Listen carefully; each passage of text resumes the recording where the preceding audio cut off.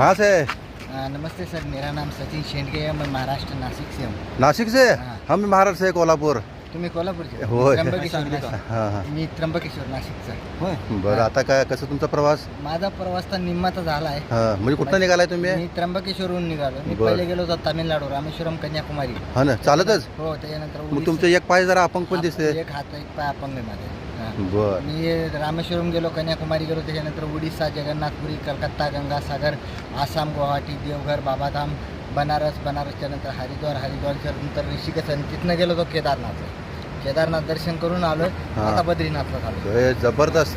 याच्यानंतर मला मग परत राजस्थानला जायचं आहे. बालाजी, सालासर बालाजी, खाटू श्याम, बाबा रामदेवराज, त्याच्यानंतर मग गुजरातमध्ये ते सोरटी सोमनाथ आणि नागेश्वर, त्याच्यानंतर शेवट द्वारका करायचं. आपका नाम? माझं नाव सचिन रंगनाथ शेंडगे, जिल्हा नाशिक, त्र्यंबकेश्वर. बघा, ये एक पायानं आणि एक हातानं अपंग आहेत. 26 जून 2024ला नाशिकवरून निघालो. 2024 ला तिने घर सोडलेलं आहे आणि 26 जूनला बघा, जबरदस्त. Hats off. तुम्ही जरा हे असं केलेलं हे करा, जबरदस्त आहेत. ह्यांच्याकडनं खरी प्रेरणा घ्यायसारखे माणूस आहेत. ओके.